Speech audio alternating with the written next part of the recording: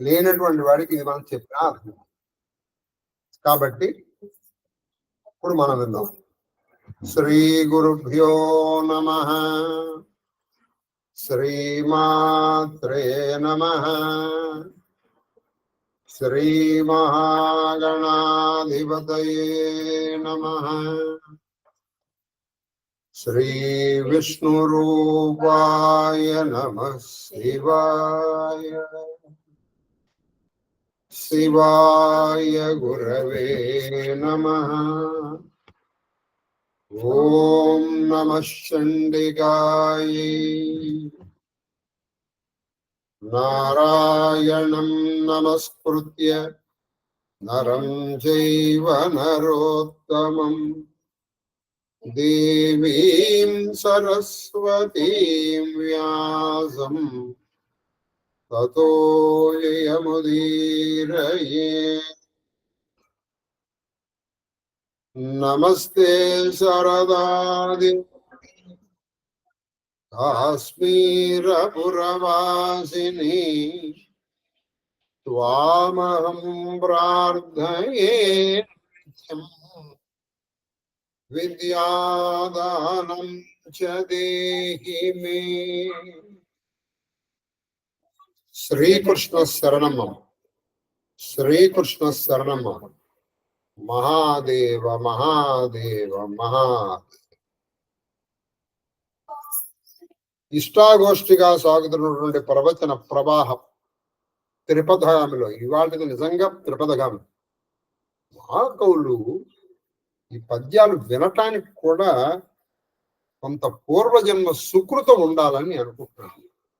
అందుకే బహుశా ఈ పద్యాల కోసమే సబర్కా ఫల్ మీఠా హోతా హై అని హిందీలో సాంగ్. ఓర్పుకి ఫలం ఏమిటంటే కొంచెం తీగా ఉంది. 6 రోజులు ఆపాడు. సరే, అది ఏమిటి ఎట్లా అనేది మనం ఇప్పుడు ఆలోచిద్దాం. మనం నిన్నటి రోజున ఈ కాళహస్తీశ్వర మహత్యాన్ని మనం పొందాం. ఆయన వచ్చారు. ఎవరు? అగస్త్యుల వారు వచ్చి అక్కడ కాళహస్తిని చూశారు. ఇది అసలు సందర్భం. ఈ సందర్భానికి తెలుగు సాహిత్యానికి ఉన్న సంబంధం ఏంటంటే,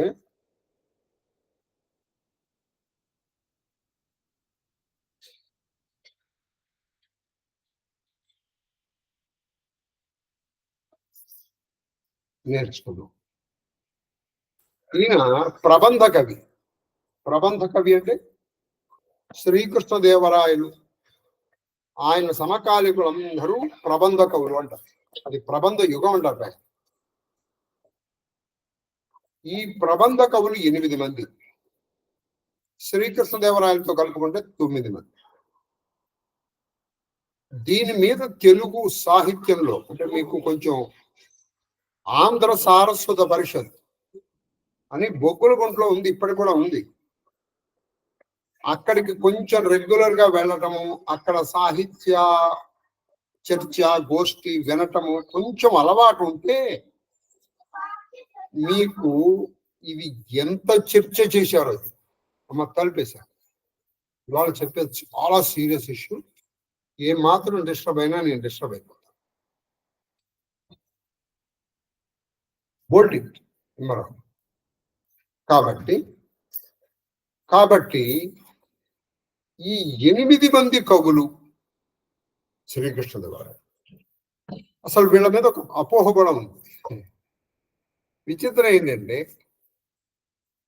వీళ్ళు ఎవరిలో ఒకళ్ళే రాశారు ఈ పద్యాలన్నీ. ఎందుకంటే ఇది ఒకే లాగా ఉంటాయి పద్యాలు. అలసాని పెద్దన మనుచరిత్రలో, పెంగళి సూరణ కళాపూర్ణోదయంలో, నంది తిమ్మన పారిజాతాపహరణంలో, ధూర్జటి కాళహస్తీశ్వర మహత్యములు, సాక్షాత్తు శ్రీకృష్ణదేవరాయ ఆయన రాసిన ఆముక్త బాల్యతలో ఇదే రకమైన పద్యాలు కనిపిస్తాయి. ఆ ఎత్తుగడ కొనసాగింపు పద్యంలో 3 ఉంటాయి. ఎత్తుగడ, కొనసాగింపు, అవరోహణ అంటే ఆపడం. ఒకే రకం, అసలు డిట్టో అనమాట. అంటే ఒక్కొక్కరికి ఒక స్టైల్ ఉంటుంది కదా, ఒకే స్టైల్. ఎంత చర్చ జరుగుతుందండి దీని మీద, మామూలుగా కాదు చర్చ. అయితే ఇంకొక వాదన ఉంది, అసలు వీళ్ళందరికీ శ్రీనాథుడు ఆది అని. ఎందుకంటే శ్రీనాథుడు వీళ్ళకంటే చాలా పూర్వం వాడు. ఆయన కాశీఖండంలో ఇటువంటి భజన రాశారు, వింధ్యా పర్వతాన్ని చూసి. ఇంతకీ వీళ్ళందరూ చూసింది ఏమిటి అని పర్వతాలని చెట్లని చూసింది, పర్వతములను చెట్లని. ఉదాహరణకి మనము సరే ప్రబంధ యుగంలో మన అవసాని పెద్దనికి ఆంధ్ర కవితా పితామహుడు అని చెప్పారు. పితామహుడు అంటే ఆయనకు ముందర ఉన్నా కూడా ఆయన మను చరిత్రలో అండి హిమవత్ పర్వతాన్ని చూశాడు. ఎవరు? ప్రవరు. సరే ఆ కథ అంతా చెప్పడం చాలా కష్టం, కానీ ప్రవరుడు ఒక పసరు ఇచ్చాడు. ఆయన ఆ పసరు ఇచ్చిన మహిమతో ఈయన వెళ్ళాడు. మీరు ఎక్కడి నుంచి వస్తానండి అన్నాడు. అంటే వచ్చినాక కథ చెప్తే కానీ మీకు అర్థం కాదు. అయ్యా నేను ఈ దేశాలు చెప్పాను. మీ వయసు ఇంత చిన్నది కదా, మరి ఎన్ని చూశారంటే ఆయన చెప్పాడు, అయ్యా మీకు కొన్ని చెట్లు చెప్పాను, ఆ చెట్లు తిరుగుతాయి. ఆ చెట్టు ఇవాళ ఇక్కడ ఉంటుంది, రేపు ఎక్కడ ఉంటుందో తెలియదు. ఆడపిల్లలు వాళ్ళు ఉయ్యాలు లూగుతూ ఆ ఊగే తమందంలో తీసేటప్పుడు వాళ్ళు ఎక్కడున్నారో తెలియదు. అలాంటి చెట్లు ఉన్నాయండి. మీరు ఊరికే అవి పుక్కిడి పురాణాలను కొట్టిపారేస్తే మనం ఏం చేయలేదు. కాబట్టి ఆ కొన్ని చెట్ల పసరుంది, అది మీరు రాసుకున్నారు అనుకోండి కాలికి, మీరు ఇలా కళ్ళు మూసుకుని నేను ఇక్కడికి వెళ్ళాలి అనేప్పుడు కళ్ళు తెరిచినప్పుడు అక్కడ ఉంటారు. అవి ఉన్నాయి. అయితే అవి ఇప్పుడు ఉన్నాయంటే ఉంటాయి. కలియుగం వచ్చేసేటప్పటికీ దేవతా వృక్షాలు, కొన్ని దేవతలు కూడా, అస్త్రాలు, ఇవన్నీ అడుగండిపోయినాయి, మాయమైపోయాయి. కాబట్టి ఆయన చెప్పాడు, అలాగా నాకు హిమాలయ పర్వతాలు చూద్దామని. అయితే నేను ఇస్తాలేను ఆయన, రేపు పొద్దున ఇస్తాను. ఆ పొద్దున ఈయన ప్రవరుడు లేచేపటికి ఆయన వెళ్ళిపోయాడు. అదేంటి, నాకు ఇస్తానన్నాడు వెళ్ళిపోయాడు అనుకున్నాడు. అనుకుని ఆహా హిమవత్ పర్వతం చూద్దాం అనుకున్నాను అని ఇంకా ఆయన మంచం మీదే ఉన్నాడు. ఈయన కళ్ళు తెరిచి చూసేటప్పటికి ఎదురుకుండా పర్వతం. ఏం పర్వతం ఉంది రాశారు ఎవరు? అన్ని చరిత్రలో అలసాంటది. సాహిత్యం మీద ఇంట్రెస్ట్ ఉంటే ఇవాళ పొంగిపోతారండి. ఆ పొంగుతో నిద్రరా. సాహిత్యం మీద ఇంట్రెస్ట్ లేదు, ఏడో గురుగారు పాట ఏం చెప్పకుండా ఏవో చెప్తారు పిచ్చోళ్ళు. ఏం చేస్తాం, మన కర్మలా పట్టింది. మన తెలుగుదేశంలో తెలుగు మాట్లాడే గతి లేకనుకో. అటజని కంచ భూమి సురుడంబర సుంబిశిరస్సరచ్చరీ పటల ముహుర్ముహుర్లుటత భంగ తరంగ మృదంగ నిస్వన స్ఫుట నటనాడు రూప పరిఫుల్ల కలాప కలాపిజాలము ఘటక చరత్క రేణుకర కంపిత సాలము శీతశీలము. మీకు అటజని కాంచె భూమిసుడు ఆ తర్వాత మీకు అర్థం కాదు. ఎందుకంటే ఆయన హిమవత్ పర్వతాన్ని అక్కడి నుంచి చూశాడు. ఇది నేను ఒక్కొక్కటి చెప్పాను అనుకోండి, ఒక్కొక్క పద్యానికి ఒక్కొక్క రోజు పడుతుంది. ఇక్కడ నాకు రాముడు బాణాలు సంధించి ఎక్కువ పెట్టడానికి సిద్ధంగా ఉన్నట్టు ఒక ఆవిడ ఉంది ఇక్కడ. ఆవిడ ఏమన్నా రామచరిత మానసులు వదిలేస్తా. కాబట్టి ఇప్పుడు ఆ రామ బాణాలు నేను తట్టుకునే శక్తి నాకు లేదు. కాబట్టి ఆ హిమవత్ పర్వతాన్ని అలా చూశాడు ఆయన. ఇది ఆయన రాశారు. ఇప్పుడు సాముక్తమాల్యద అని ఒక గ్రంథం రాశారు. ఎవరు? సాక్షాత్ ఆయన శ్రీకృష్ణదేవరాయ. ఆయన ఎటువంటి వాడంటే కత్తులను ఘంటములు కథను తొక్కిన విచట అంగళ్ళ రతనాలు అమ్మినారట ఇచ్చట అని తెలుగు రాశారు. అటు కత్తి ఇటు కవలం రెండు కూడా. ఆ పవన విజయం ఈ రోజుకి ప్రాముఖ్యం అండి. ఈ రోజు ఎప్పుడూ కాదు, మొన్నటికి మొన్న ఒక 15 రోజుల క్రితం సాక్షాత్ శృంగేరి పీఠాధిపతులు జగద్గురువులు శ్రీమద్ భారతీ తీర్థస్వామి, శ్రీమద్ విదుర్జకర భారతీ స్వామి ఎదుర్కొండా భౌనవిజయం జరిగింది. భువనవిజయం జరిగింది. కాబట్టి ఇప్పటికీ జరుగుతోంది ఆ భువన విజయం. ఆయన అష్టదిగ్గజముల పేరు భువన విజయం. ఆయన ఆముక్తమాల్యద అని కాదు. అందులో ఒక మాలదాసరి, ఆయనకు ఒక నియమం ఉంది పాపం. పొద్దున్నే వెళ్ళిపోతాడు. ఆ శ్రీరంగంలో ఆయన ఆమె ఉదయం అయ్యే లోపల ఆయన వచ్చేసాం. ఎందుకంటే ఉదయం అయిన తర్వాత ఈయన ఉండనివ్వరు కదా, అందుకని వచ్చేసాం. ఈయన వెళ్ళి స్నానం చేసి వచ్చేసాం. స్నానం చేసి వస్తే ఒకరోజు ఏం జరిగింది, ఇలా వెళ్తున్నాడు. ఆయన ఒక చెట్టు ఏం కాలేశాడు పాపం, ఉన్న దారి మర్చిపోయి అటు ఇటు తిరుగుతున్నాడు. తిరుగుతుండేటప్పటికీ ఈయనకి స్పృహ ఎక్కడొచ్చింది, ఈయన ఎదురుకుండా ఒక మర్రి చెట్టు కనిపించింది. చాలా గొప్ప పద్యం అండి. ఇవన్నీ కూడా అసలు పద్యాలు చెప్తుంటేనే మంచి ఉర్రు తొలుగుతుంది మీకు కదా, నాకు. కాబట్టి చెప్తున్నాను, చెప్పమ్మా. కాంచన్ వైష్ణవుడర్ధ యోజన చటాఘాటోద్ధశాకోపశాకాంచ చరన్మరుద్రవదవీయ ప్రేషితోద్యత్తంచత్కీట కీటకృత వ్రణచ్చలన లిప్యాపాదితాధ్వన్య లిప్యతాపాధ్వన్య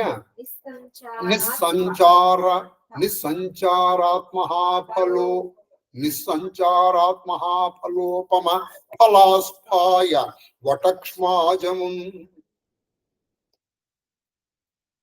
కాంచన్ వైష్ణవుడర్ధయోజన జటాఘాటోద్ధశాకోపశాకాంచరణ్మరుద్రవదవీయ ప్రేషితోద్యత్కీటకృత వ్రణచ్చలన లిప్యాపాదితాత్మన్య సంచార మహాఫలోపమ ఫలస్ఫాయ వటక్ష్మాజమున్.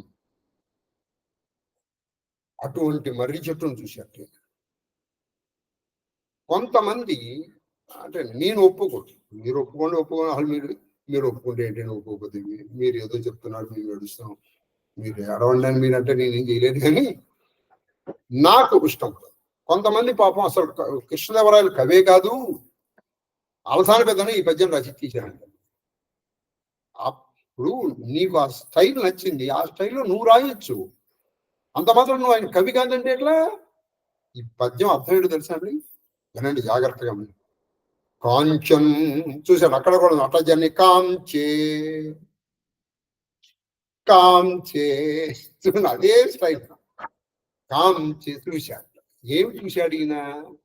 అక్కడ కూడా ఆఖరిగా దిప్పాడు చూడండి, ఎత్తుగల కొనసాగింపు అవరోహణ, చివరికి శీతశైలము, ఇక్కడ వటక్ష్మాజము. అయితే ఒకటేంటంటే అదేమో చంపకమాల, ఇదేమో శార్దూల. కాంచన్ వైష్ణవుడు, ఆ వైష్ణవుడు ఆ మాలదాస చూశాడు. అర్ధయోజన, ఆ చెట్టు ఎంత ఉందంటే ఒక సహం ఆమల దూరం ఉంది. మర్రి చెట్లు చాలా పెద్ద ఉంటాయి. మరి ఇప్పుడు ఉందో లేదో తెలియదు, కానీ నేను ఒక రోజున ప్రత్యేకంగా మర్రి చెట్టు చూడటం కోసం వెళ్ళాను. ఎక్కడికో తెలుసా, యాదగిరిగుట్ట దాటి మీరు టువర్డ్స్ వరంగల్ కారులో వెళ్తున్నారు, ఒక ఊరు వస్తుంది, అది జైన్ ఊరు, కొలన్పాక. ఆ ఊరు పేరు కొలన్పాక. ఇది మీరు ఆలేరు దాటిన తర్వాత కొలన్పాక అని ఒక ఊరు వస్తుంది. అక్కడ ఒక మర్రి చెట్టు. ఇది నేను ఎప్పుడు వెళ్ళానంటే సమ్వేర్ ఇన్ 2001 వెళ్ళాను. మరి ఇప్పుడు ఉందో లేదో నాకు ఇంకా ఏ పని లేదు, ఊరికే వెళ్ళాను. ఆ మర్రి చెట్టు కింద కూర్చున్నాను కొంతసేపు. అక్కడ ఏదో జైన్ మందిరం ఉంది, నేను మందిరంలోకి వెళ్ళలేదు, కొంతసేపు కూర్చొని వచ్చేసాను. మర్రి చెట్టు అని రావురి భరద్వాజ్ ఆయన మొట్టమొదటి రాసిన కవితం పేరు కూడా మర్రి చెట్టు. కాంచన్ వైష్ణవ్ చూశా, ఎంత ఉంది, అర్థయోజన. ఆ మర్రి చెట్టు, ఈ కొలన్పాక మర్రి చెట్టు మీదే ఆయన రాశారు. దాని ఇంతకీ సారాంశం ఏంటంటే, ఎలాగ ఈ తల్లిదండ్రుల నుంచి కొడుకులు కూతుళ్ళు పెళ్లిళ్ళు అయిన తర్వాత వేరే కాపురాలు వేరే కుంపట్లు పెట్టేసుకుని ఎలా వెళ్ళిపోతారో, ఆ మర్రి చెట్లు అప్పటి వరకు ఈ గూళ్ళో ఉన్నటువంటి పిల్ల, ఈ తల్లిదండ్రుల చేత సాకినటువంటి పిల్లలు వాళ్ళు వేరే పెళ్లి చేసుకుని ఆ పక్క కొమ్మ మీదే వాళ్ళు వేరే గూడు కట్టేసుకుంటుంటారు. అక్కడి నుంచి ఈ గూడు నాది, ఈ గూడు నాది ఏదో ఆ మర్రి చెట్టు చాలా బాగుంటుంది. ఇది నవల నవల కాదు, చిన్న కథానికి చదవండి ఎప్పుడు. సార్ సాహిత్యం చదవాలి సార్. చదవకుండా ఉంటే మనిషికి గుడ్డుకి కళాపోషణ ఉండాలి. అందుకే మన జీవితాలు ఇలా అయిపోతుంది. అది అర్థయోజన, ఒక అర్థయోజనం అంతా. ఛట ఛట అంటే శాఖలు, ఘాట అంటే పైన ఉపరితలాన్ని ఘాట, శాఖోపశాఖ అని కొమ్మలు వచ్చాయి, ఆ కొమ్మలకి కొమ్మలు వచ్చాయి. శాఖోపశాఖాన్ ఈ క్రమం, వరుస, సమూహం, చాట తర్వాత శాఖోపశాఖాంచాట కాంచన్ వైష్ణవర్థయోజన శాఖోపశాఖాంచాట చరణ్ మరుద్రవ. చరణ్ మరుద్రవ అంటే గాలి వీస్తు, ఆ వీస్తున్నటువంటి గాలికి ప్రేషిత అంటే ఇట్లా తొయ్యబడిన, ఇట్లా తోసిపెట్టిన. అంటే ఆ గాలి ఎంతగా వీస్తుందంటే చెట్టు మీదటువంటి గాలి, ఆ గాలికి కొన్ని ఆకులు, ముఖ్యంగా ఎటువంటి కొట్లు, దంచకీటకృత వ్రణచలన, ఈ చిన్ని ఆకులకి పురుగు పట్టి, సామాన్యంగా పురుగు పట్టినటువంటి ఆకు కొంచెం వెయిట్ లాస్ అయిపోతుంది కదండి, అది మిగతా తినేస్తుంది కదా. అందుకని ఏం చేసింది, ఈ గాలికి మిగతా ఆకుల కంటే ముందర ఎప్పుడు కూడా చూడండి పురుగు పట్టినవి అవే కింద పడిపోతాయి. అవి చాలా దూరానికి ప్రేషిత, ఇప్పుడు చాలా దూరానికి అలా విసిరివేయబడ్డాయి. ఏవి? పురుగు పట్టినటువంటి కీటములు, కృత వ్రణ అంటే వాడికి వ్రణము అంటే పుండు, వ్రణం అంటే పుండు, పుండు చేసినటువంటి ఈ ఆకులు ఈ గాలికి దూరంగా, చాలా దూరంగా, అంటే ఇదే అర్ధయోజనం ఉంది, అది ఇంకో 2-3 యోజనాల వరకు పడిపోయింది. అవి ఎలా ఉన్నాయిట? లిప్యాపాదిత. ఇప్పుడు మనం చూడండి, అంత పూర్వం ఎవరికైనా ఒక ఉత్తరం రాసేవారు. ఇప్పుడు మనం ఉత్తరం రాయడం దరిద్రం అయిపోయింది, అది పట్టణం బయట. ఏదైనా ఇక్కడ ఒక ప్రమాదం ఉందనుకోండి, నేను ఇటువైపు రామాక, ప్రమాదం ఉంది అని మనం హెచ్చరిక పంపించాం. అలా ఇవి ఎలా ఉందంటే రాయబడిన లిపిలాగా ఉంది. ఏది? పడిన ఆకులు. అందుకని ఎవరికిట? ఆధ్వన్య అంటే బాటసారి, ఆధ్వనుడు అంటే బాటసారి. వాడికి చూసి అయ్యి బాబోయ్ ఇటు వెళ్ళకూడదు రోయ్, ఇటు మహాప్రమాదం ఉంది. ఎందుకంటే ఆ వటక్ష్మాజు మీద ఒక బొమ్మరాక్షసుడు ఉన్నాడు, బ్రహ్మరాక్షసు. వాడు ఈ మాల్దాసాన్ని పట్టుకుంటాడు. అది చాలా గొప్ప కథ, చాలా బాగుంటుంది. నేను తినేస్తానంటే ఇప్పుడు నేను తినే, కానీ ఇవాళ నేను ఆ రంగనాయకుడి సేవకి వెళ్తున్నాను. సేవ చేయకుండా చనిపోవటం నాకు ఇష్టం లేదు. నేను తినే, నేను చేసుకుని వస్తాను. నీ మాట ఎవరు నమ్మాడు అని వాళ్ళిద్దరి మధ్య చాలా జరుగుతుంది. మొత్తానికి పంపిస్తాడు. తర్వాత చాలా బాగా జరుగుతుంది. ఆ బ్రహ్మరాక్షసుడు ఎవరో కూడా తర్వాత ఆముక్తమానేందులో రాష్ట్రం తెలుస్తుంది. కాబట్టి ఇక్కడ అది ఎలా ఉందంటే, అక్కడ బ్రహ్మరాక్షసుడు ఉన్నాడు రా, అటు వెళ్ళకండిరా అని హెచ్చరికగా ఉంది. ఈ హెచ్చరిక చేసినందుకు గాను మహాపరు అది పుణ్యం చేస్తుంది కదా. చూడండి, ఆ మర్రి చెట్టు ఒక పుణ్యం చేస్తుంది. ఏం పుణ్యం చేస్తుంది? మిగతా వాళ్ళకి హెచ్చరిక పంపిస్తుంది, ఇటువైపు రాకద్దని. మహాఫలోపమ ఫలస్పాయ, ఫల అక్కడ లేదు. ఇక్కడ ఫలము అంటే పుణ్యం, అక్కడ ఫలము అంటే పండు. మహాఫలము, గొప్ప పుణ్యం చేసింది, సాటి లేని పుణ్యం చేసింది. అందువల్ల ఏం జరిగిందంటే ఈ బర్రె చెట్టుకి బాగా కాయలు వచ్చాయి.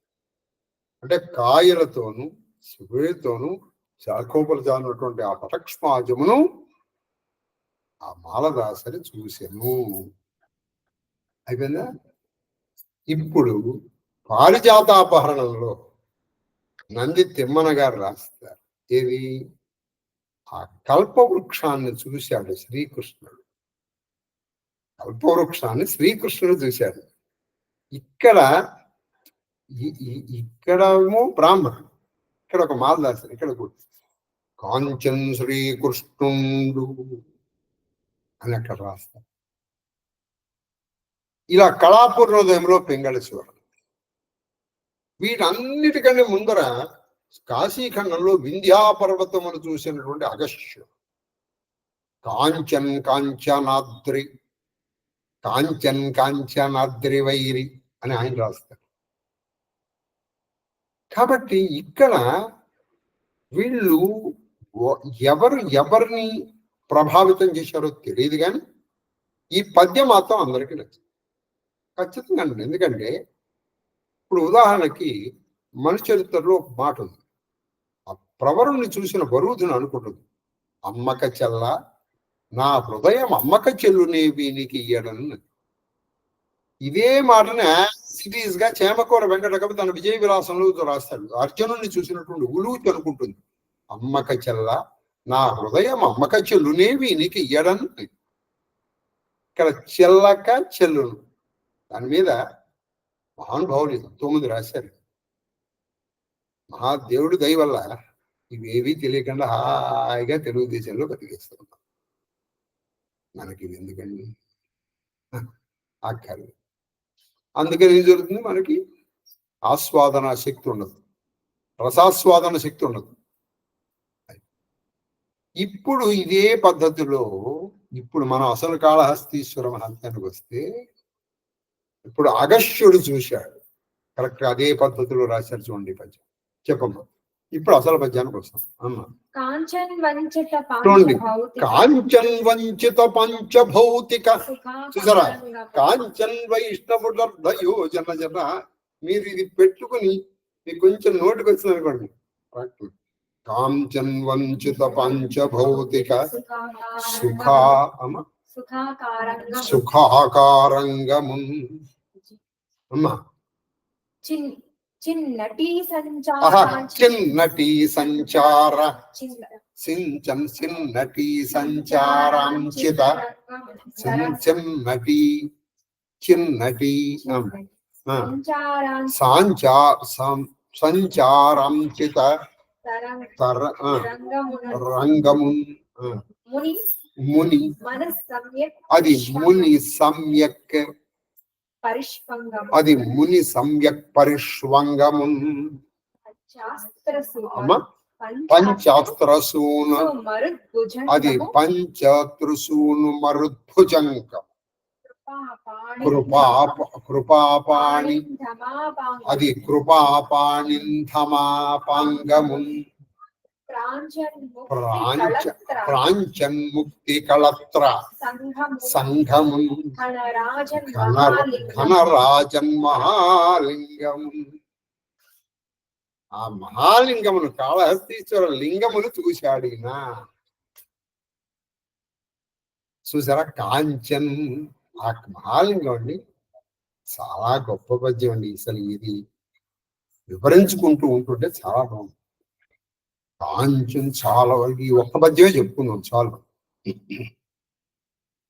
చూశాను, ఇది చాలా గొప్ప విషయం అండి. ఇట్లాంటి చూడటం మనం ఇప్పుడు హనుమంతుడు సీతమ్మ వారిని చూశాడు, చూసి రాముడి దగ్గరికి వచ్చాడు. ఆయన అన్న మాట ఏంటి తెలుసా, మొట్టమొదటి కంటిన్ జానకి మాట మాట్లాడితే కంటిన్, రెండోది జానకి. ఇప్పుడు హనుమంతుడు ఏమన్నా సీత కనబడిందా? అయ్యా రామచంద్ర ప్రభు, నేను సముద్రం దగ్గరికి వెళ్ళానండి, అది 100 యోజనాలండి, ఆ తరంగాలండి ఇలా వచ్చేస్తున్నాయండి, ఆ తరంగాలు చూసి అందరూ భయపడిపోయారండి. అప్పుడు నేనండి ఉండనైనా సీతమ్మ అది చెప్తున్నానండి. ఆ తర్వాత నేను వెళ్ళానండి, అక్కడ మైనాకుడు వచ్చాడండి, ఆ మైనాకుడు నాకు అడ్డుపడ్డాడండి. నేను ఆ మైనాకుడిని నా రొమ్ముతో ఇలా కొట్టేశానండి. సీత కనపడిందిరా, అది చెప్తున్నానండి వినండి. అని ఇన్ని చెప్పాడు కూడా వాడికి టెన్షన్ చచ్చిపోతాడు ఎదుర్కొన్నాడు. అందుకని దీన్ని ప్రజెంటేషన్ అంటారు, ప్రజెంటేషన్ స్కిల్. నువ్వు ముందర ఎలా వెళ్ళావు నీ కష్టం కాదు, కావాల్సింది అక్కడ రిజల్ట్ ఏమిటి అని. నువ్వు రిజల్ట్ ఏమిటో చెప్పాలి. మన కంటే నేను చూశాను, ఎవరిని నేను చూశాను, నేను రావడం వచ్చానంటే అందుకని ఎవరిని చూశాను, ఎవరిని చూడాలో వాళ్ళని చూశాను. కంటిన్యూ జానకి ఈ తర్వాత నువ్వు ఎంత కష్టపడ్డావు చెప్పు. కొంతమంది ఉంటారండి, వాళ్ళు మనం ఎక్కడికో పంపిస్తాం. అరే నాన్న వాళ్ళకి వెళ్ళి చెప్పాడు, నేను వెళ్ళానా, బస్ స్టాప్కి వెళ్ళానా, బస్సు ఎంతసేపటికి రాలేదండి. ఇప్పుడు ఈ బస్సు ఎంతసేపటి ఎంతో నాకేంది, నువ్వు వెళ్ళిన పని అయిందా, అయింది, ఆ తర్వాత నీ కష్టం చెప్పు వింటాడు ఎవరు. కంటిన్యూ జానకి చూసేశాను జానకి. అలాగే ఇప్పుడు ఈయన చూశాడు ముందర ఫస్ట్, ఎవరైనా ఈయన చూశాడంటే ఇప్పుడు చెప్తున్నాడు. ఇప్పుడు ఇవన్నీ చెప్పి ఈయన చూశాడు అన్నాం అనుకోండి, ఆ టెన్షన్ పెరిగిపోతుంది. అందుకని నేను చూసేశాను ముందర. మహాలింగము, కాళహస్తీశ్వర లింగం సామాన్య లింగం కాదు సార్, అది సాక్షాత్ దక్షిణ కైలాసం. కాబట్టి అది రాహుకేతువులకు మాత్రమే ఉపయోగించదగినటువంటి ఒక ప్రదేశము కాదు. కాంచన్ ఏమిటది? వంచిత పంచభౌతిక సుఖాకారంగము. సుఖాకారంగము వంచిత పంచభౌతికము. ఈ శరీరము పంచభౌతికమై అంటే పంచభూతములతో చేయబడ్డటువంటి, అంతే కదా. వీటికి వంచిత అంటే, వంచిత అంటే వంచింపబడినటువంటి లేదా పోగొట్టబడినటువంటి. ఏంటి? సుఖాకారంగము. సుఖాకారం అంటే పాంచభౌతిక సుఖములకు అవతల, అంటే పారలౌకిక సుఖాన్ని. నీకు లౌకిక సుఖాలు అది క్షణికములు మాత్రమే. ఏదైనా తీసుకోండి, నీకు సుఖం అంటే దీంతో అందుపిస్తుంది, ఐదే, ఇంకేం లేవు. అవి ఐదే. ఏమిటవి? శబ్ద, స్పర్శ, రూప, రస, గంధం. 5, 6 చూపించండి మీరు. అలాగే నువ్వు అనుభవించడానికి ఏమున్నాయి? కళ్ళు, చెవులు, ముక్కు, నోరు, చర్మం. ఇది కాకుండా నువ్వు ఇంకేదేంతోనైనా అనుభవించగలవా? ఒక మంచి దృశ్యం చూకన్ను, ఒక మంచి పాట విన్నావు చూపు, మంచి వాసన చూసావు సువాసన, ముక్కు, తిన్నావు నోరు. దీని గురించి చెప్పేదేముంది? ఇది కాకుండా ఇంకేమన్నా ఉందే? ఇవి నువ్వు అనుభవించావు, అవి శాశ్వతమా? అది వంచిత. అది శాశ్వతం అనుకుంటున్నావా? అవే నీ ప్రాణకును కూడా హాని తీసుకురా. దీనికి వంచిత పంచభౌతిక సుఖానికి ఆకారము ఆ మహాలింగం. కాంచన్ వంచిత పంచభౌతిక సుఖాకారంగము. చక్కగా నేర్చుకోండి, ఎప్పుడైనా పడుకోవచ్చు. ఆ మహాలింగాన్ని గురించుకోండి. ఇప్పుడు కలసి తెలియదు కదా. సుఖాకారంగము, సుఖాకారమైనటువంటి, సుఖానికి ఆకారము ఎంబాడిమెంట్ అన్నమాట. ఏమిటది? అటువంటి మహాలింగమును ఈయన చూశాడు. అదే కాకుండా ఈయన చిన్నటి సంచారంచిత, అది చిన్నటి, గొప్ప మాట రాశాను. చిన్ అంటే జ్ఞానం. చితి, చిదేకరస రూపిణి. చితి ప్లస్ ఏకరస రూపిణి. చితి అంటే జ్ఞానం. జ్ఞానం అనేటువంటి నటి అంటే ఒక నర్తకి, చిన్నటి. జ్ఞానమనే ఒక నర్తకి, చిన్నటి సంచారంచిత రంగము. ఆవిడ ఒక నటి, నర్తకి చేయాలంటే రంగం కావాలి కదండి, స్టేజ్. ఎక్కడయ్యా అంటే అదిగో ఆ జ్ఞానం అనేటువంటి నర్తకి నటన చేయటానికి ఉన్నటువంటి ఒక స్టేజ్. ఏమిటి ఆ మహాలింగం అంటే? అది జ్ఞానలింగము, అది దక్షిణాము. ఆవిడ జ్ఞాన ప్రసూనం. కాళహస్తీశ్వరంలో అడుగు పెట్టడం చాలా కష్టం సార్. అదేంటంటే మేము చాలాసార్లు అడుగు పెట్టాం, మనం పెడతామండి. అది తెలుసుకుని పెడితే చాలా కష్టం. మొన్న ఎవరో చెప్తున్నారు, కాళహస్తీశ్వరం విన్న తర్వాత ఒకసారి వెళ్ళాలనిపిస్తుందండి. విన్న తర్వాత ఒకసారి వెళ్ళాలనిపిస్తుంది. చిన్నటి అంటే జ్ఞానం అనేటువంటి నర్తకి తన నర్తన ప్రదర్శనకి ఏర్పరచుకున్నటువంటి ఒక ఒక స్టేజ్, వేదిక అన్నమాట. ఇది ఆ మహాలింగం. అంటే నువ్వు అక్కడికి వెళ్ళేటప్పటికీ ఆ చిన్నటి నర్తన ప్రారంభం అయిపోతుంది. అటువంటి మహాలింగము. తర్వాత ముని మన సమ్యక్ పరిష్పంగం.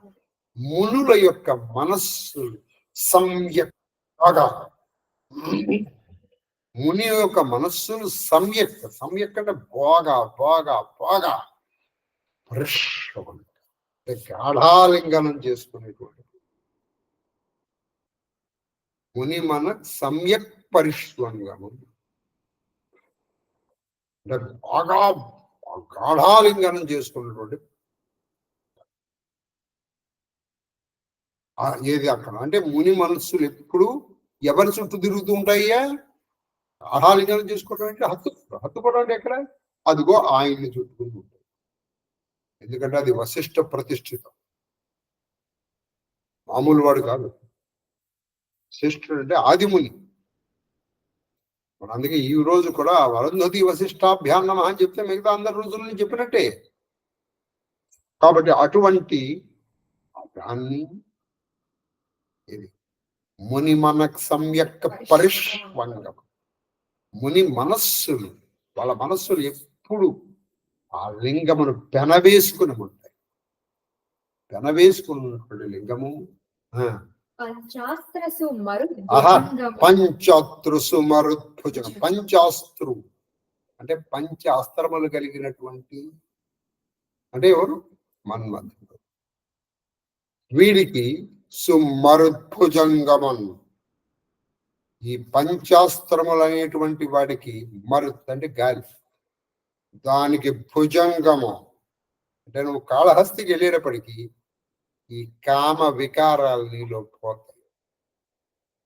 కామ వికారాలు నీలో పోవాలి అన్నా, ఆ పరమైక్య పరమానందం నువ్వు పొందాలన్నా, నీలో ఉన్నటువంటి ఆ చిన్నటి నర్తన చేయాలన్నా, ముని మనస్సును పరిష్వంగం చేసుకున్నట్టు అలాగే నీ మనస్సు కూడా చేయాలన్నా, నువ్వు కూడా వంచిత పంచభౌతిక సుఖారంగముడు కావాలన్నా, అదిగో ఆ మహాలింగాన్ని చూడవయ్యా.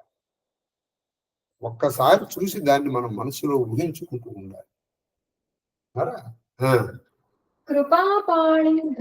అది కృపాపాణింధమా.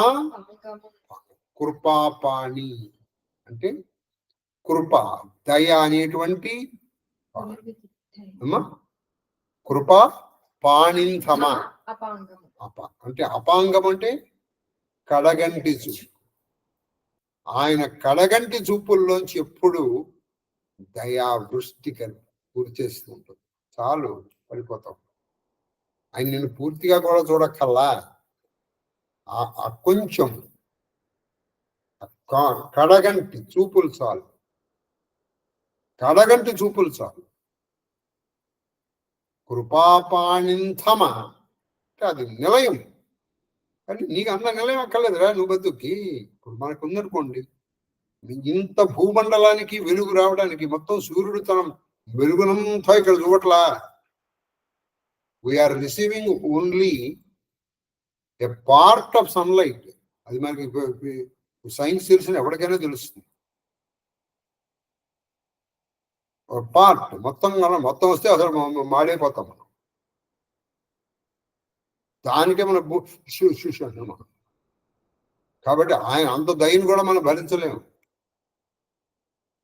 అపాంగం చాలు. అటువంటి అపాంగము ఏమిటది? ప్రాంచన్ ముక్తి కళత్ర. అది ప్రాంచన్ అంటే ఎటువంటిది? కళత్రము అంటే భార్య.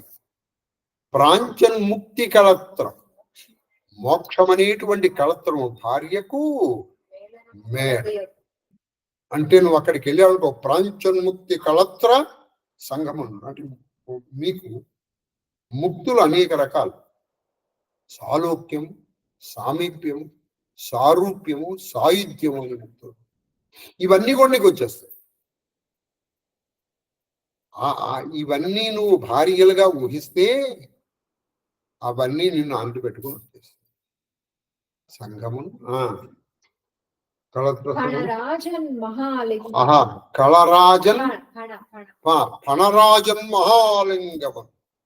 ఫణరాజన్ అంటే పాము చేత చుట్టబడినటువంటి, వాసుకి చేత చుట్టబడినటువంటి రాజన్, వెలిగిపోతున్నటువంటి, రాజిత అంటే వెలిగిపోతుంది, ప్రకాశిస్తున్నటువంటి ఆ మహాలింగాన్ని, ఆ కాళహస్తీశ్వర లింగాన్ని ఆయన చూశారు.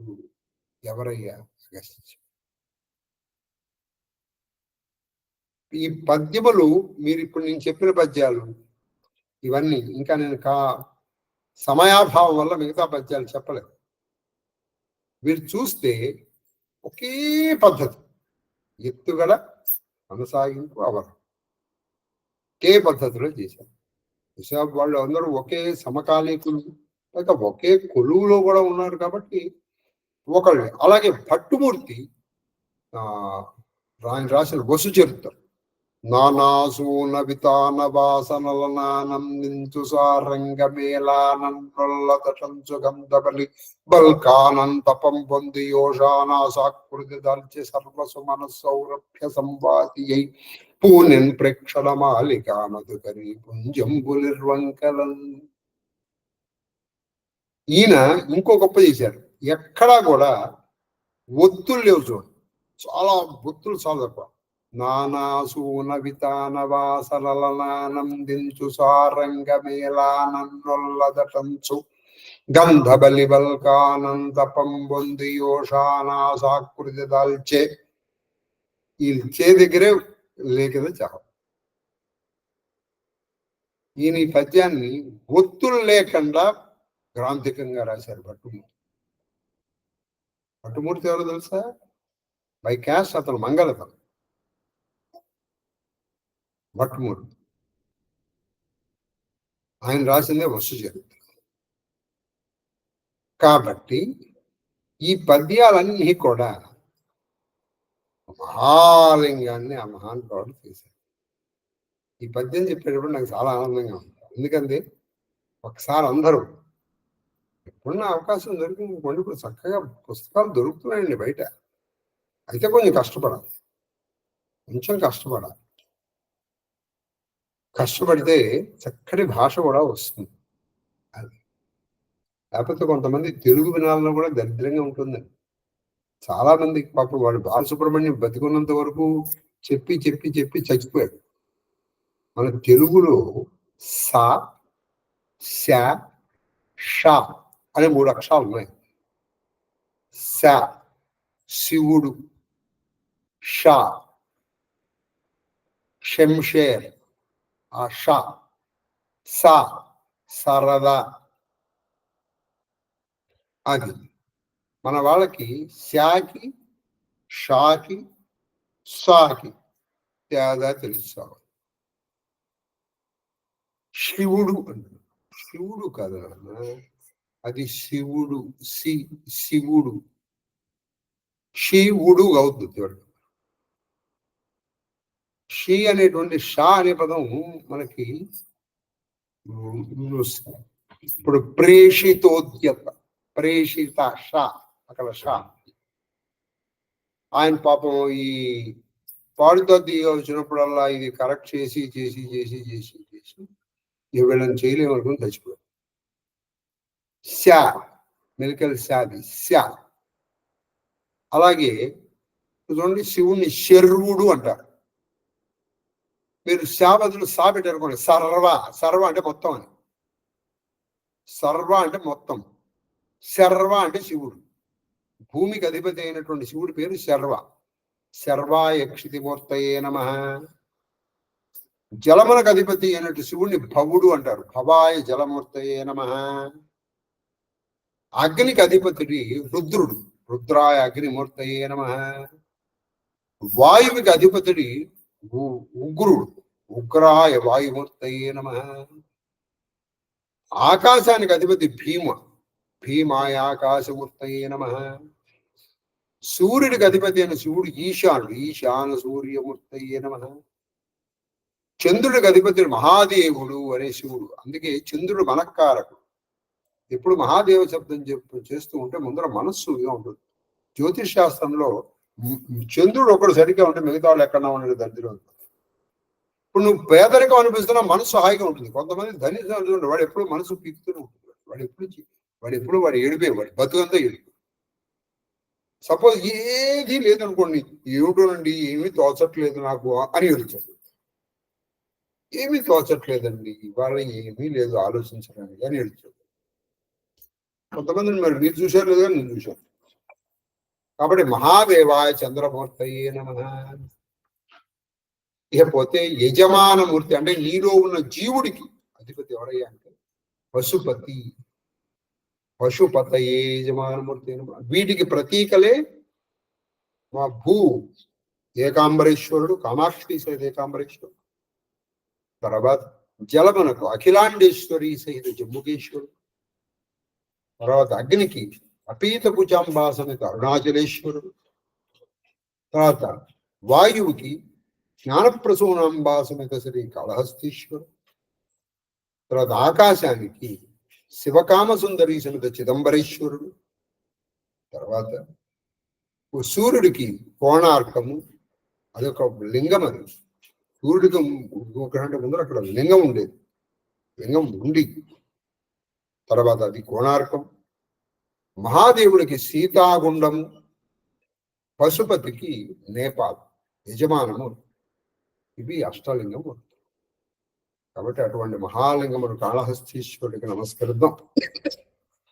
కరెక్ట్ గా ఇక్కడి నుంచి 4 పద్యాల్లో అంటే రేపు కాకుండా ఎల్లుండికి మాహేశ్వర సూత్రములను, ఆ సూత్రాలు, ఆ సూత్రాలకు అధిదేవతలు, ఈ అధిదేవతలకైనటువంటి గుడి, ఆ తర్వాత అది ఎక్కడుంది ఇవి చదివితే తర్వాత అలాగే దీని చక్రార్థంలో ఇది ఎంతవరకు చేయాలి. అలాగే మనకి లలితా శాస్త్రం అదొక్కటే రోజు వస్తుంది. ఆ రోజు మాత్రం ఖచ్చితంగా నేను టైం అంటే ఎక్స్టెండ్ చేసేనా మొత్తం చెప్తాను. మహాదేవ్ మహాదేవ్ మహాదేవ్. ఒకసారి పద్యం చెప్పుకుని మనం రామచరితమానస్ కాంచన్ వంచిత పంచభౌతిక సుఖాగారంగమం చిన్నటి సంచారం చితరంగము ముని మనసం పరిష్వంగము పంచాస్త్ర సుమరుభుజంగము కృపాపాణింధమాపాంగము ప్రాంచన్ ముక్తి కళత్ర సంఘము రాజన్ మహాలింగం. అది సరే. అటువంటి మహాలింగమును అగస్త్యుల వారు చూశారు.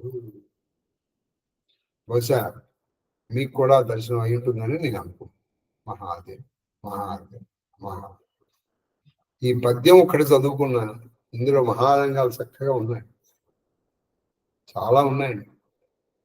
ఈ కొంతమంది ఒకళ్ళు చెప్పారు ఆది గృహస్థ శేఖరుడు రోజు చెప్పుకున్నాను చెప్పుకుని ఆయన ఆ బ్రహ్మ విద్యోతన భిక్ష వచ్చింది తర్వాత ఇంకా మీకు ఏం కావాలి. రామచరిత మాస కూడా ఒకే చౌపాయి చెప్పుకున్నాను. వాటికి కొంచెం లేట్ అయింది. అది కాక నాకు కొంచెం పను మీకు కలిగినటువంటి అసౌకర్యానికి ఆ మహాదేవుడు నన్ను క్షమించాలని కోరుకుంటూ మహాదేవుడు చెప్పండి. జనక మహారాజు శివధనుసు భంగపరిచి జనక శిష్య శివధనుసు భంగపరచడానికి ఇంకెవరు సృష్టించలేదు అంటే దీంట్లో చెప్పేసాడు. బ్రహ్మ సృష్టిలో చేసిన వాడు దీన్ని చేయలేదు. ఎందుకంటే అది శివధనుస్సు. శివధనుస్సుని భంగం చేసేవాడు బ్రహ్మ ఎలా సృష్టిస్తాడు చెప్పండి. అసలు ఆ మాట తెలిస్తేనే ఎవరు రాకూడదు ముందరికి. మాట తెలిసిన తర్వాతనే ఎవరు రాలే. ఒరే ఇది మనం బ్రహ్మ అంటే నీకు నువ్వు మహాత్ముడు అని అనుకుంటే మనం ఏం చేయలేం కానీ చెప్పం.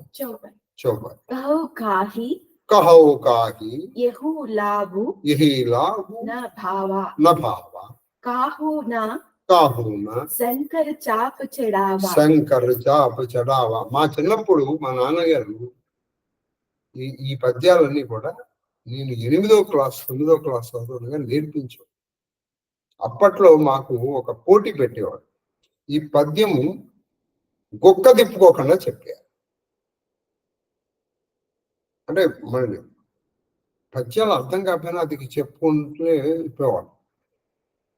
అది ఒక్క తిప్పుకోకుండా చెప్పాలి. పద్యాలు నేర్పించేవాళ్ళు అప్పట్లో. ఇప్పుడు మనకి ఆ పద్యాలు చదివేవాడు లేడు, అసలు తెలుగే చెప్పట్లేదు. ఇంకా నేర్పించేవాడు మన ఎక్కడ నేర్పిస్తుంది. అలా అప్పుడు నేర్చుకున్నాడు. మీకు నేను కొన్ని చెప్పిన అలా కొన్ని నేర్చుకున్నాను. చెప్పమ్మా. రహహు రహహు చెడాఉబ్ చెడాఉబ్ తోరబు భాయి తిలు భరి భూమి నా సఖే చెడాయి అబుజని కోహు మాకై వటమాని వీరు విహీన మహీమై జాని తజవు ఆస నిజ గృహ జావు లిఖానా విధి వైదేహి వివాహు సుకృత జాయి జౌ పను పరిహరావు కువరి రహవు కా కరవు జో జనతే बिनु भट भुवि भाई तौ पनु करी होते हो ना हसाई जनक वचन सुनि सब नर नारी देखी जानकी भये दुकारी माँ के लखन कुटिल भई भौहे रदपट फरकत नयन रिसाउहे జనకుడు ఇంకను ఇట్లు జనకుడు ఇంకా ఇలా అన్నారు. ఈ బహుమతులకే ఆశపడని వారు ఎవరు, కానీ ఎవ్వరు శివధనుసును ఎక్కువ పట్టలేకపోయారు. ఈ బహుమతులకు అందరూ ఆశపడతారు. శివధనుసును ఎవరైనా ఎక్కువ పట్టగలిగారా? లేకపోతే ఎక్కుపెట్టుట విరుచుట వేరే సంగతులు, వాటిని అటు ఉండనిండు. కానీ ధనసును వారెవరును ఇరుసుమంతయును వదిలిపెట్టేయండి బాబు. అసలు ధనుసును కదపలేకపోయారు. ధనుసు ఎత్తాలి కదా, ఎత్తాలంటే కదపాలి కదా, అదే కదపనే లేకపోతున్నారు మీరు. ఇదే మీ పరాక్రమం. పృథ్వీలో వీరుడైన వాడు ఒక్కడు లేడని నేను భావించినచో అభిమానము ఉన్నవాడెవ్వడును తప్పుగా తలంపరాదు. నేనేమనుకుంటున్నా అంటే బహుశా ఈ భూమండలంలో పెద్ద వీరుడు ఎవరు లేరు అన్ని నన్ను అలాని అంటే మీలో ఎవరైనా అభిమానం ఉన్నవాడు మీరు తప్పుగా అనుకోకండి. ఈయన అంటే బట్టి లక్ష్మణుడి కోపం వచ్చింది, ఎందుకంటే అక్కడ రాముడు ఉన్నాడు. మీ ఆశలన్నిటినీ వదులుకొని గృహోన్ముఖులు కండు. అది మీ ఆశలన్నీ వదిలేసుకోండి. ఇటువంటి వైదేహి మీకు ఎందుకు దక్కుతుంది? హాయిగా ఇంటికి వెళ్ళిపోండి. నేను పెట్టింది దీన్ని తినేసి వెళ్ళిపోండి. సీతా వివాహమును బ్రహ్మ నిర్ణయింపలేదేమో. అది బహుశా సీతకి సరైనటువంటి వరుణ్ణి బ్రహ్మ నిర్ణయించలేదంటే ఆయన నిర్ణయించలేడు కూడా. సృష్టి కాదు కదా, అది సీత బ్రహ్మ సృష్టి కాదు కదా, అందుకని ఆయన నిర్ణయించలేడు. ఆయన పరిధిలో లేదు, ఆయన నిర్ణయిస్తాడు. అది ఆయన జ్యూరిడిక్షన్ లో లేదు కదా. నేను నా ప్రతిజ్ఞను విరమించుకున్నచో నా పుణ్యమును కోల్పోదును. ఇప్పుడు నేను నా ప్రతిజ్ఞను, అయ్యో సీతకి ఎలాగోలా పెళ్లి చేయాలని నా ప్రతిజ్ఞను విరమించుకో, నా పుణ్యం కోల్పోదు. చూసారా, మనకి ఈ భారతంలో యక్ష ప్రశ్నలో ఒకటి ఉంటుంది సార్, అన్నిటికంటే చాలా కష్టమైంది ఏంటో తెలుసా? అన్న మాట నిలబెట్టుకోవాలి. ఆ మాట నివారేస్తాం, నీకేం బయలుదేరా, నిజంగా బయలుదేరకుండా నువ్వు చేయగలవా? నువ్వు చెప్పు, నువ్వు నిజంగా బయలుదేరకుండా చేయగలవా మాటగానే. అందుకే మాట అనబోయే ముందర 1-2 సార్లు ఆలోచించుకుని అంటే బాగుంటుంది. కాబట్టి నా ప్రతిజ్ఞ చేశారు, నా పుణ్యం అంతా పాడైపోయింది. మా అమ్మాయి వివాహం అంటారా? అది రాజకుమారిగానే ఆవిడ మిగిలిపోతుంది. ప్రతిజ్ఞాభంగం చేయట్లేదు. మీరు నిజంగా ఒకసారి ఒక మాట అంటే అండి అలా చెయ్యాలి. అలా చేసిన వాడిదే. మీరు ఈ ప్రతిజ్ఞ అంటే ఏదో కొనుక్కోండి. మీరు పారాయణే చేద్దాం అనుకున్నారు రోజు లలిత ఆసనం చుట్టాలు వస్తారు, 12 వరకు ఉంటారు. నిద్ర వస్తుంది అయినా సరే చేసి పడుకోగలిగిన వాడే అన్ని. వాడి పుణ్యం మాత్రం మిగులుతుంది, బాగా గుర్తుపెట్టుకోండి. అంటే అవకాశం ఉన్నప్పుడు నువ్వు చేసావు అనుకో, ఆ పుణ్యం వస్తుంది. నీలో ధీరత్వం ఇది, నీలో అధీరత్వం లేదు కదా. రాజన్యులారా, ఈ భూమిపై వీరులే లేరని తెలిసి ఉన్నచో నేను ఈ ప్రతిజ్ఞను అది ఈ భూమి మీద వీరులే లేదని తెలిసినప్పటికీ అసలు నేను ప్రతిజ్ఞ చేసేవాడిని కాదే. నవ్వుల పాలు కాకపోదు. అది ఇలా నవ్వుల కాదు కాదు. చూడండి, ఇవన్నీ ఎవరికి కొడుకుంటున్నాయంటే లక్ష్మణుడు కొడుతుంది. రాముడు ఉండగా జనకుడికి ఎంత ధైర్యం ఇన్ని మాటలు అంటాడని. ఇక్కడ ఆ సభలో ఆయన కూడా ఉన్నారు. జనకుని మాటలు వినిన స్త్రీ పురుషులందరూ జానకి వైపు చూచి విచారగ్రస్తులైరి. అది ఆయన చూసారు, అయ్యో పాపం ఈవిడికి కళ్యాణ యోగం లేదేమో పాపం అని ఆవిడ వైపు చూశారు. కానీ లక్ష్మణుడు కోపావేశమున అణుచుకొనలేకపోయింది. అది ఆయన కోపం ఆవేశపడి ఆయన ఆదిశేషుడు అవుతారు కదా, ఆయన పుసగొట్టేశారు. బ్రుపుటి ముడిపడను, కొనబొమ్మలు ముడిపడ్డాయి, పెదవులు వణికాయి, కన్నులు నిప్పురు రాలి. మీరు చూసారో లేదో నాకు తెలియదు కానీ మీరు రామాయణ అని ఒక 1987 ఆ టైంలో వచ్చింది. ఈ ఘట్టాన్ని చాలా బాగా తీశారు. అయితే ఈ ఘట్టము వాల్మీకి రామాయణంలో లేదు, ఇది లేదు అక్కడ. అసలు అది చూసింది ఎవరు లేరు అక్కడ. పై జనకుడు అన్నాడు, పైగా ఇలా అసలు జరగలేదు. అది అక్కడ ప్రకారం ఈయనకి దర్శించు ఉండొచ్చు కాబట్టి ఆయన కన్నులు ఎప్పుడు రాదు. ఎవరికి లక్ష్మణుడు ఆలి దోహ కహీ నా సకత రఘువీర డర్ లగే వచన జనభాన నాయి రామ పద కమల సిరు బోలే గిర ప్రమాణ. జనకుని మాటలు బాణముల వలె అతని జనకుని బాణముల్లో గుచ్చుకున్న రామునకు భయపడి ఏమీ మాట్లాడక విన్నకుండెను.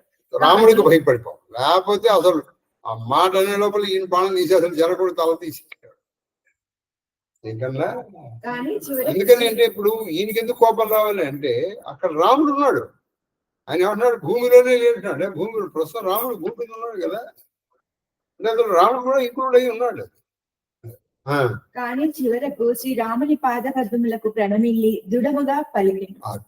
ఇప్పటికీ కలుసుకోగలరు. ఒకసారి ఆయన పాద పద్మములకు నమస్కరించి చాలా గట్టిగా మాట్లాడాడు. ఎవరు? లక్ష్మణుడు. ఆయన గట్టిగా మాట్లాడాడు. రేపు అవసరం అయితే కొంచెం టైం ఎక్స్టెండ్ చేయాలి, 9 వరకు చెప్తాను. అమ్మా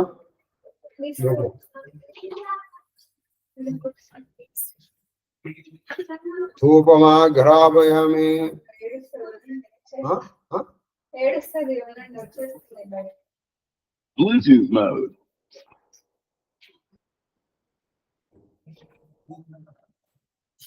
ఈ 4 పద్యాలు ఎవరైనా అప్పచెప్తే నేను చాలా సంతోషిస్తాను.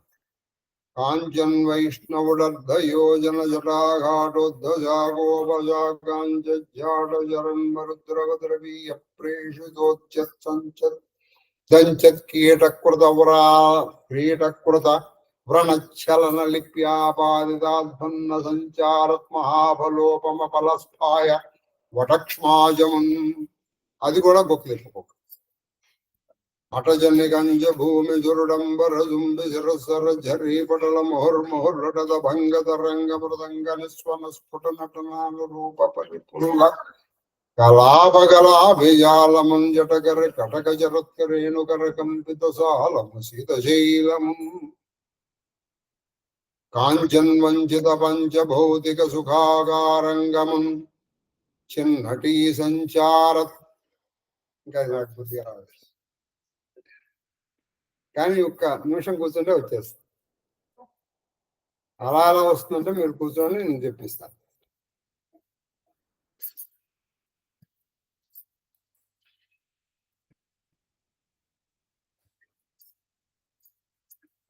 చిన్నటి సంచారాంచితరంగముని మన పరిష్కం ముని మన సమ్యక్ నిర్మల సమ్యక్ స్పర్శంగమం. అమ్మా అనగా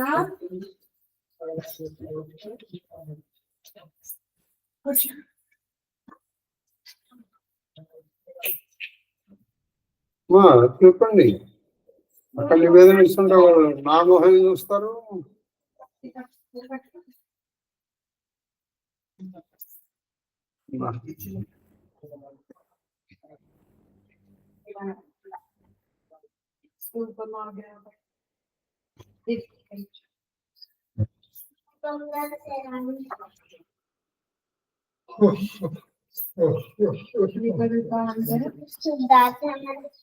సమర్పయామి.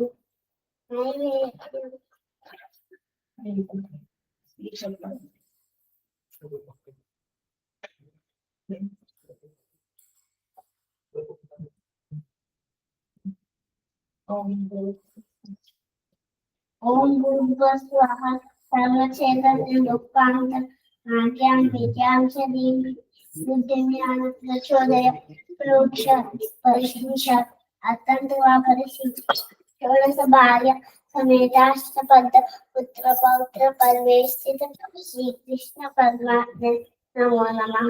కాశ్మీర ఫలం నివేదయామి. ఓం ప్రాణాయ స్వాహ. ఓం అపానాయ స్వాహ. ఓం యానాయ స్వాహ. ఓం ఉదానాయ స్వాహ. ఓం సమానాయ స్వాహ. ఓం సంగమాయ స్వాహ. మధ్య పానం సమర్పయామి. పాదం ముఖపక్షానం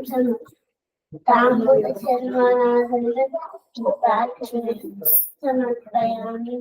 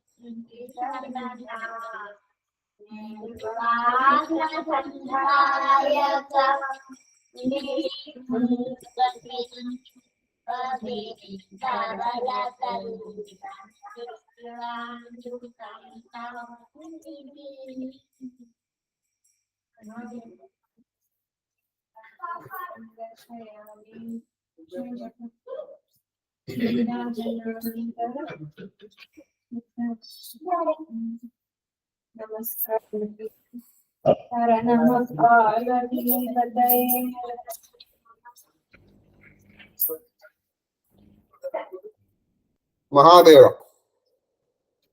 మహాదేవ మాస్టరు. మహాదేవ మహాదేవ మహాదేవ మహాదేవ మహాదేవ మహాదేవ శాస్త్రి గారు. మహాదేవ మహాదేవ మహాదేవ గురుగారు. మహాదేవ మహాదేవ మహాదేవ నిర్మల కేక్యూ.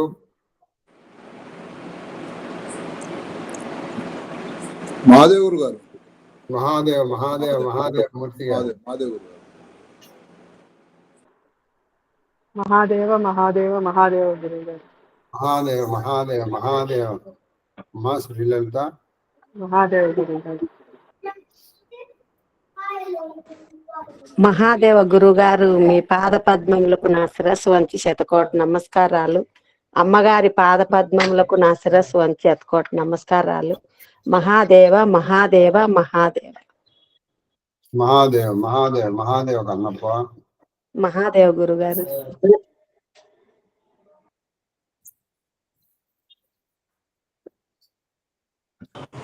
మాస్టర్ గారు నమస్కారం. మహాదేవ మహాదేవ మహాదేవ మహాదేవ మహాదేవ మహాదేవ తల్లి జయలక్ష్మి గారు. మహాదేవ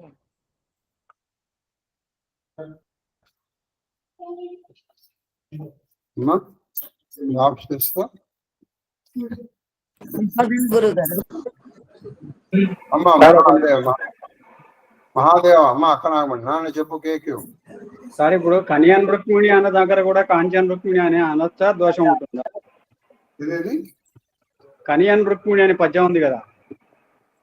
లేదు, ఆ కన్యన్ రుక్మిణి అంటే ఇక్కడ అందులో దోషం అంటే వీళ్ళు కాంచన్తోనే స్టార్ట్ చేశారు. అదే అట్లా అనొచ్చా లేదా? ఇప్పుడు గోనబుద్ధారికి రాసింది కూడా కంటింజానకి అని ఉంది కాబట్టి ఇక్కడ అదే స్టైల్. పైగా మీరు కన్యన్ రుక్మిణి చంద్రమండలం పొందుండి అది మధ్యలో ఆగుతుంది, కారలేదు అందులో. కన్యన్ రుక్మిణి చంద్రమండలము కంఠీరవేంద్రావలకు నవాంభోజారు కరబట్టి మేఘదంకాశదేవు. ఇక్కడ ఎక్కడ ఆగలేదు, నువ్వు ఆపాల్సిన పని. కాంచన్ వైష్ణవుడర్ధయోజన